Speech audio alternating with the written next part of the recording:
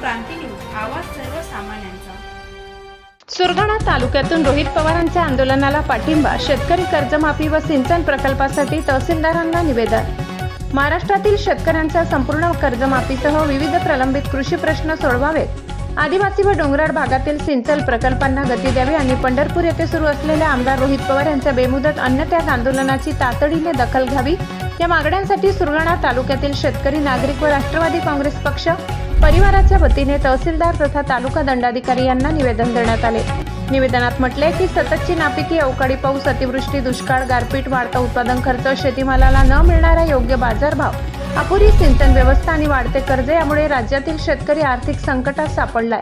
शासनाच्या विविध योजना जाहीर होत असल्या तरी शेतकऱ्यांच्या मूलभूत प्रश्नांचे समाधान होत नसल्याने मोठ्या प्रमाणावर नाराजी निर्माण झाली आहे। या पार्श्वभूमीवर राष्ट्रवादी काँग्रेस पक्ष शरदचंद्र पवारचे युवा नेते आमदार रोहित पवार यांनी 12 जून पासून पंढरपूर येथे बेमुदत अन्नत्याग आंदोलन सुरू केले असून हे आंदोलन शेतकरी, शेतमजूर आणि ग्रामीण भागातील सर्वसामान्य नागरिकांच्या न्याय हक्कांसाठी असल्याचे निवेदनात नमूद करण्यात आले आहे। सुरगाणा हा आदिवासी, डोंगराळ व दुर्गम भागातील तालुका असून येथे भरपूर पर्जन्यमान असून उन्हाळ्यात तीव्र पाणी टंचाई जाणवते।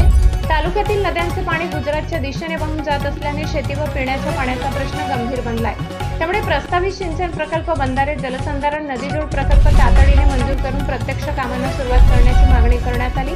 पुण्यश्लोक अहिल्यादेवी होळकर कर्जमाफी योजनेतील जाचाकटी रद्द करून सर्व पात्र शेतकऱ्यांना अटीविरहित कर्जमाफी लागू करावी अशी मागणी तालुक्यात झाली आहे। सुरगाणा तालुक्यातील कृषी केंद्रामधील खत व बियाण्यांच्या दर्जांची तपासणी करावी, खते विक्रीतील लिंकिंग प्रकारावर कारवाई करावी, तसेच सर्व कृषी केंद्रावर शासनाने निश्चित केलेल्या दरांचे फलक दर्शनी भागात लावणे बंधनकारक करावे अशी मागणी निवेदनाद्वारे करण्यात आली।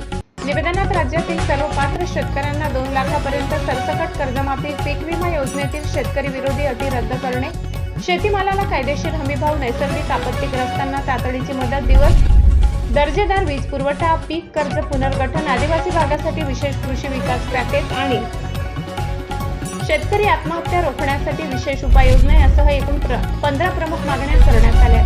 सदर निवेदन शासनाकडे तातडीने पाठवून सकारात्मक निर्णय घेण्यात यावा अशी मागणी निवेदनकर्त्यांनी केली आहे। निवेदनाच्या प्रती मुख्यमंत्री, उपमुख्यमंत्री, कृषी मंत्री, जिल्हाधिकारी नाशिक, विशेष सहाय्य मंत्री नरहरी झिरवाळ, खासदार भास्कर भगरे आणि आमदार रोहित पवार यांनाही पाठविण्यात आले।